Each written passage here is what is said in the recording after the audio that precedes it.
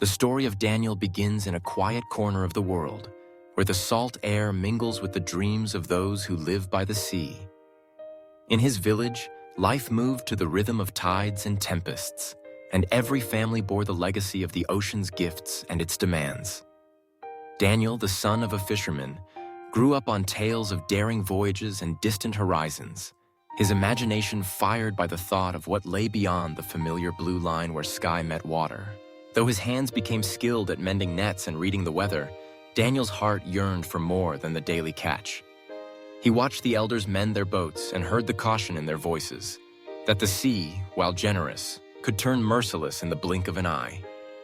Despite their warnings, Daniel's spirit was restless.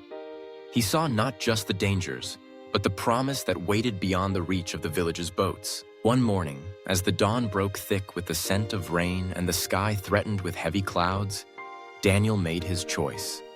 With resolve glinting in his eyes, he readied his small boat, ignoring the anxious glances of neighbors and the gentle admonitions of those who had seen too many dreams shattered by the sea.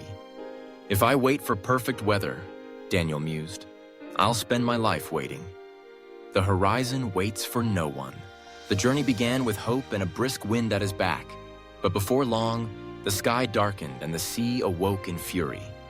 Clouds gathered, heavy and menacing, and the wind screamed through the rigging, making the wooden boat groan and shudder.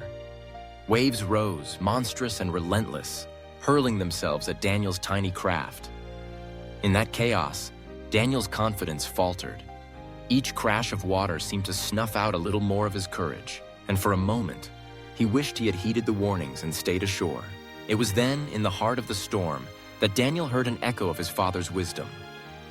"You cannot command the wind, but you can adjust your sails." The words came to him like a lifeline. He realized that no amount of wishing could calm the storm, but perhaps, if he changed his approach, he could survive it. Instead of fighting the wind, Daniel shifted his sails, letting the force of the tempest guide him rather than break him.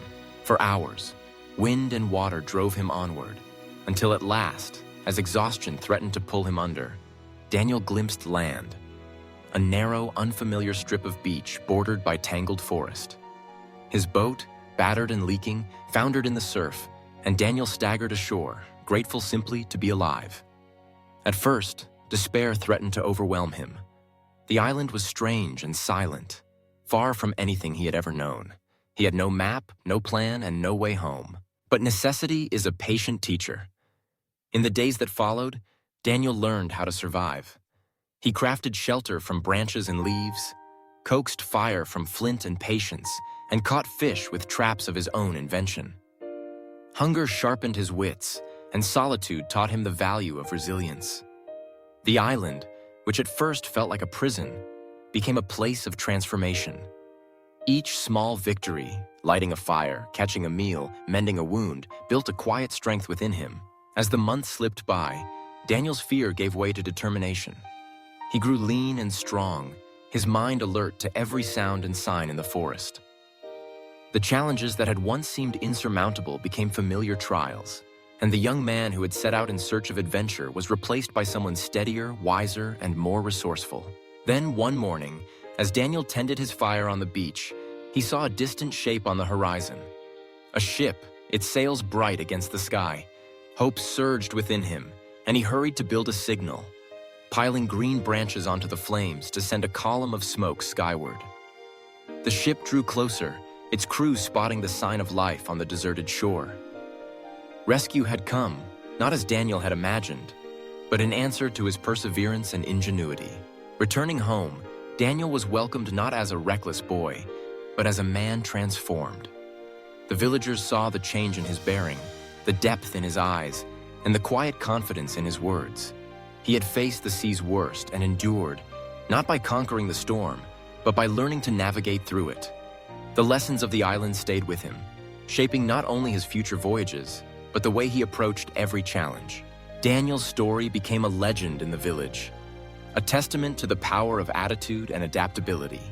He had set out to chase a dream and found, in struggle and solitude, the very qualities he needed to realize it. He understood now that adversity is not the enemy, it is the crucible in which our true selves are forged.